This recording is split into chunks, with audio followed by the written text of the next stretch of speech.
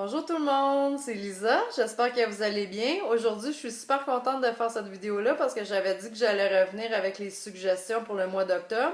Alors, j'ai 6 livres à vous proposer, des livres qui font peur. Alors, on va tout de suite commencer avec un roman québécois qui est Et à l'heure de votre mort de Jacques Côté, publié par la maison d'édition À lire. Puis je l'ai juste trouvé à la librairie. Lui, il n'y a pas personne qui m'en a parlé. Mais c'est un roman policier. Puis c'est l'histoire de 2 médecins légistes qui sont dans une réunion, qui essaient de convaincre le comité d'ouvrir une nouvelle morgue à Montréal. Puis là, il se passe des crimes. Il y a une jeune femme qui est retrouvée tout en sang éventré. Puis il va tout avoir une investigation autour de ça. Puis il va y avoir d'autres boucheries. Puis le médecin, en plus, il est devenu aliéniste dans un hôpital psychiatrique, puis il va avoir soigné des personnes avec maladies mentales, puis en même temps, ils disent qu'en plus d'élucider les crimes, il va falloir qu'il essaie de protéger les personnes atteintes de maladies mentales. Alors, c'est un roman, c'est les cahiers noirs de l'aliéniste.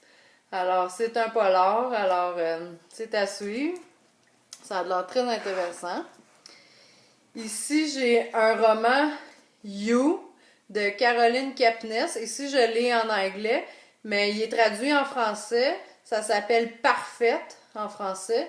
Puis, c'est l'histoire, ça se passe à New York. C'est un homme qui est obsédé, qui travaille dans une librairie.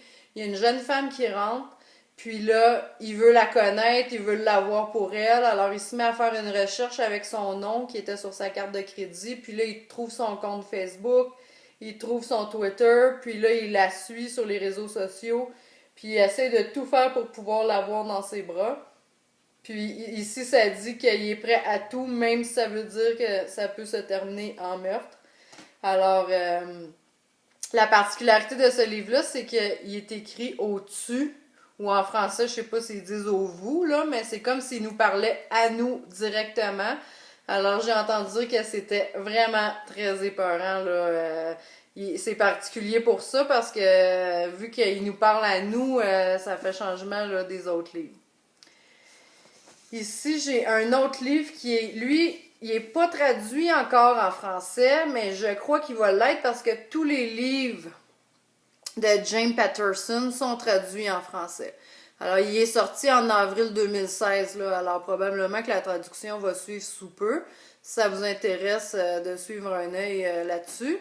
C'est The Murder House, ça se passe dans l'État de New York. C'est l'histoire d'une maison où il y a eu des meurtres, puis personne ne sait pourquoi. Puis là, il y a une détective qui est née dans cette ville-là, c'est la ville d'Amsterdam.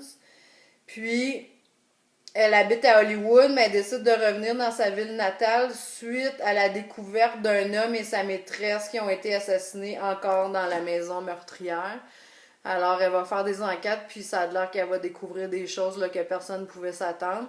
Il est très bien coté là, sur Goodreads. Il y a des bons commentaires dessus aussi. Alors, j'ai bien hâte de voir parce qu'il y a de l'air comme assez épeurant. Là. Elle va déterrer des secrets qui font peur. Ici, j'ai un Stephen King, pour ceux qui aiment Stephen King, qui est Dr. Sleep. Lui est en français, là. C'est un livre c'est comme un peu la suite, ben pas la suite, mais c'est le Shining, pour ceux qui ont lu, là, c'est un vieux livre de Stephen King.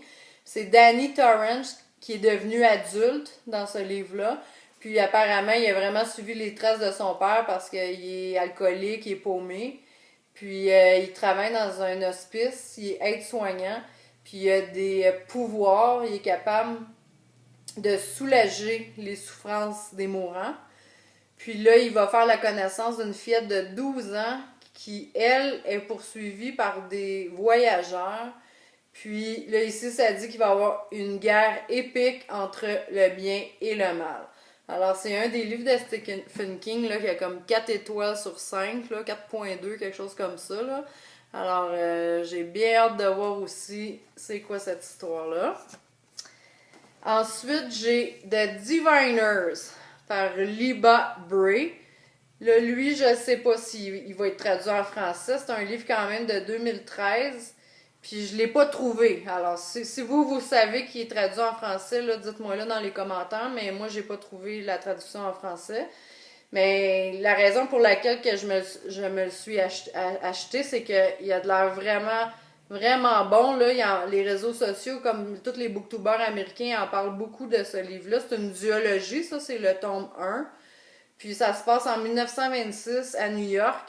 Puis c'est une jeune fille qui est obligée d'aller habiter chez son oncle à New York. Puis elle a un don particulier qui est secret parce qu'apparemment ça lui a toujours apporté que des problèmes. Alors elle n'en parle pas. Puis il y a un meurtre. Puis apparemment avec son don, elle est capable d'élucider qu'est-ce qui pourrait s'être passé. Alors ça a l'air, c'est comme entre fantômes et démons. Puis tout le monde dit qu'il est vraiment terrifiant. Là. Ça a l'air qu'il fait vraiment peur, ce livre-là. Alors, c'est pour ça que je l'ai choisi. Là. Je m'excuse s'il n'est pas traduit en français. Mais bon, je le propose quand même parce que je sais qu'il y a quand même des gens qui lisent en anglais, là, même si vous parlez français. Alors, voilà. Puis là, celui que je suis en train de lire, que je ne pouvais pas m'empêcher de commencer tout de suite, c'est Stalking Jack the Ripper. Puis ça, c'est sur Jack l'Éventreur. Puis ça se passe aussi à Londres, évidemment. Là, Jack l'Éventreur, c'est à Londres. Mais dans les années 1888. Puis c'est le premier livre de Carrie Maniscalco. Puis c'est vraiment, apparemment, elle a vraiment bien réussi à reproduire l'époque des années 1880 dans les rues de Londres. Puis il a de l'air de faire peur aussi, là. Parce que moi, j'ai commencé le premier chapitre, puis tout de suite, elle commence à aller dans une autopsie avec son oncle.